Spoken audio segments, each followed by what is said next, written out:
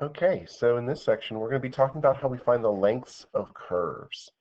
Uh, you know how to find the length of a line segment on a coordinate plane, but it obviously has to be linear then. So what we need to talk about is what happens if it curves.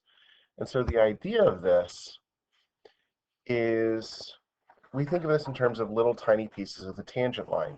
Much like how we used Euler's method to estimate function values, we can use little tiny pieces of tangent lines to the curve to estimate the slope. And if we can break it into an infinite number of little tiny pieces of tangent lines, we can accumulate those to get the slope or to get the length.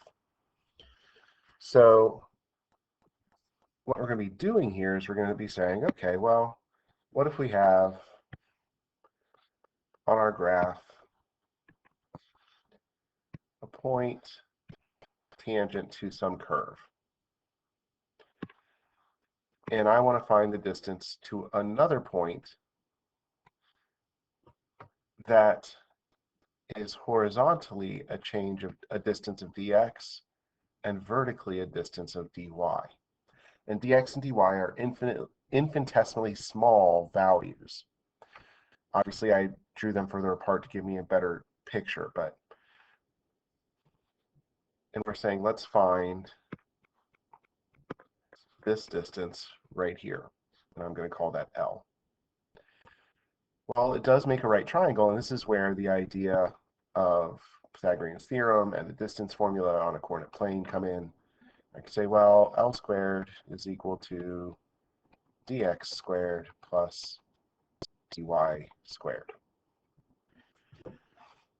But remember, we can pretend like dy and dx in Leibniz notations can be separated and moved around. And so I'm going to do some rearranging here. I'm going to divide everything by dx squared. So I'm going to have L squared over dx squared. Dx squared divided by dx squared is 1. And then dy squared over dx squared would be dy dx all squared.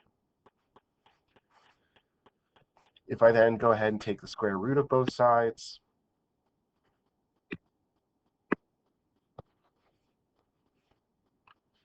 I get L over dx. And because I'm dealing with length, it does need to be the positive square root.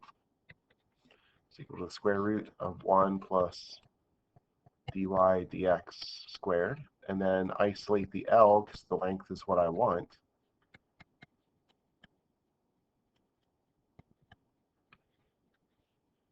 And this is the length of one tiny piece of the curve. It's only one very tiny piece. But if I want the length of the entire curve, I need to accumulate these tiny lengths. Well, in calculus, what accumulates for us is the integral. So my arc length, or the length of the whole curve, is the accumulation of those little tiny pieces.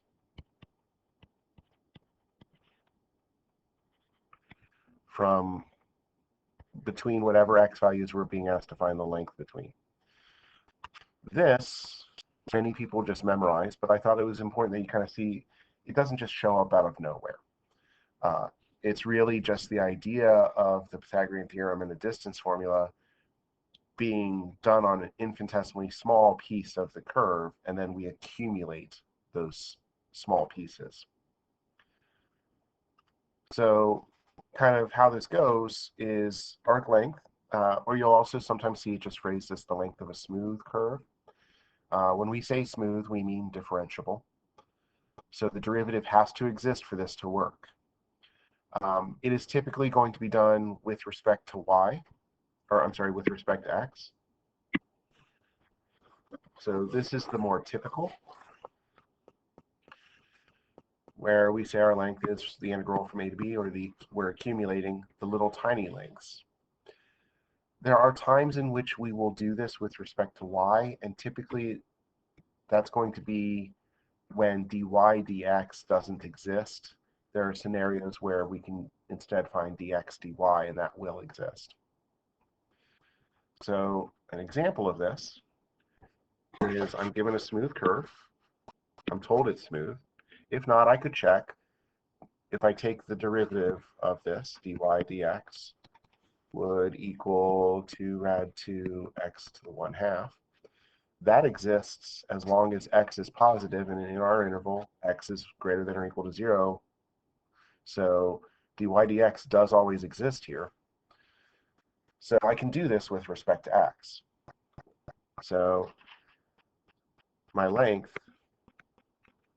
is going to be the integral. I'm told x goes from 0 to 1. I do the square root of 1 plus the derivative squared with respect to x. This is one that is not very easy to do by hand, so I type this in my calculator, and I get that this is 2.167. And it's a pretty straightforward process if you know how to find it. Now, where it gets a little bit more complicated is what if it's not a smooth curve? And in other words, what if the function is not differentiable or the derivative doesn't exist somewhere? And in this case, it kind of depends on why it's not differentiable. So if you remember, the reasons that a function is not differentiable, or the places a function is not differentiable, is corner, cusp, discontinuity, and vertical tangent. If it's a corner, cusp, or discontinuity, we're going to treat it one way. If it's a vertical tangent, we're going to treat it another. So the vertical tangent is where we would say, let's do the arc length with respect to y. So if I look at the length, if I'm trying to find the length of y equals x to the 1/3, x to the 1/3 has a vertical tangent here at 0. So in other words, at x equals 0, dy dx would not exist. So I can't do the integral of that derivative, or involving that derivative, because it doesn't exist there. So instead, I'm going to say, let's change this to be with respect to y.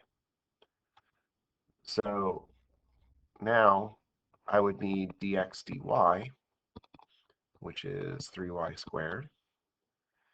And I would do, my length would be the integral. My y's are going from -2 to +2 of the square root of 1 plus the derivative squared with respect to y. And when I do that one on my calculator, I get 17.261. If it's a corner, cusp, or discontinuity, changing to with respect to y doesn't change the fact that the derivative still wouldn't exist even with respect to y. So what we do is we split it up and we break our integral into pieces. We just don't do it all at once. So if I have y equals x squared minus 4 times the absolute value of x minus x, because of the absolute value, there's a corner or a cusp, I'm not sure what, because I don't know what this graph looks like, at x equals 0. And so what I need to do is I need to break this function into two pieces. One piece for x is less than 0, one piece for when x is greater than 0. So for my function, if x is greater than 0, I can just drop the absolute value signs. And technically, if it's equal to 0 as well. Whereas if x is less than 0, I have to multiply the absolute value. I have to multiply the x that's inside the absolute value by a negative, which would give me a positive 4x when x is less than 0. So then when I take the derivative, this is a piecewise, so I have two pieces.